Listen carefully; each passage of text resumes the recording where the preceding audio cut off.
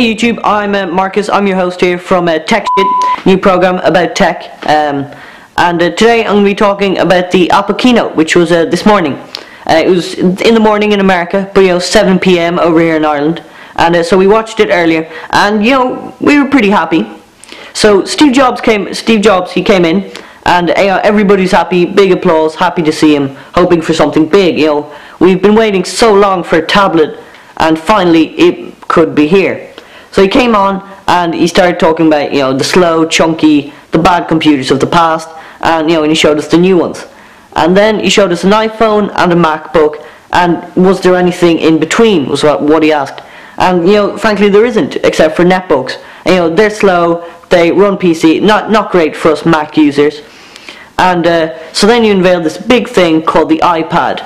And the iPad essentially is a big iPod Touch, except a bit more square. Still has the home button, except it runs a modified version of the iPhone OS. And the new cool feature is you can customize the background instead of just the black kind of boring one which you had on the iTouch. So he showed off the thing, really thin, nice aluminum body, which the iMac has, and it comes in 16 gig, 32 gig, or 64 gigabytes. And which is quite a lot of memory, about the same as the iTouch. And the thing comes with Wi-Fi or 3G, or you can have both.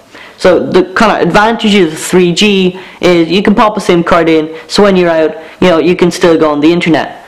And Apple are still with AT&T, so for $15 you can still get 250 megabytes, or for the full $30 you get unlimited, which is really good value.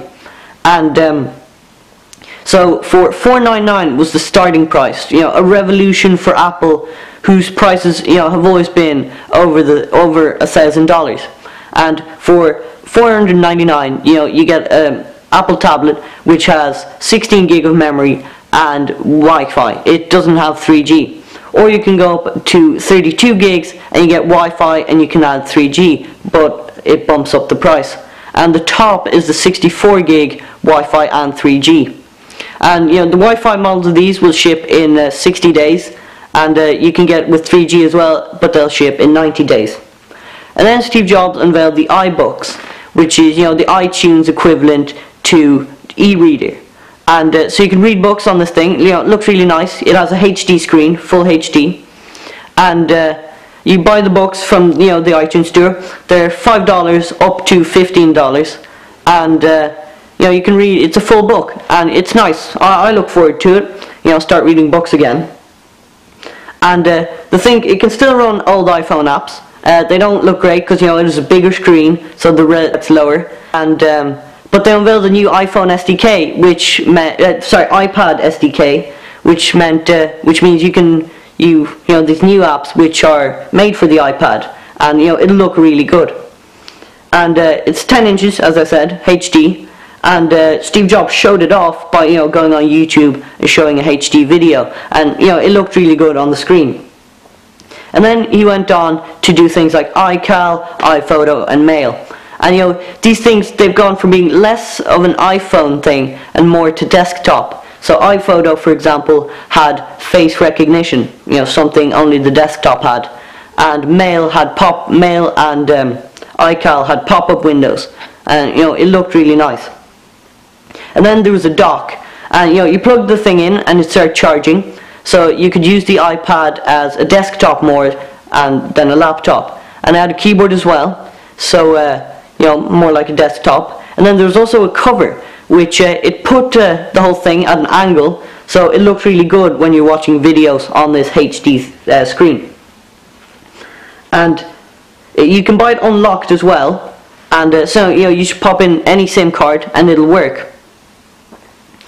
And NY Times, MLB, Gameloft, they all came on, and they showed some pretty graphically intensive apps which ran really well on the HD screen. I think that's about it for Tech Shit. I'm Marcus Martinson. We do shows on a Sunday or on App of the Week on Wednesday. And one more thing, just remembered, is iWork.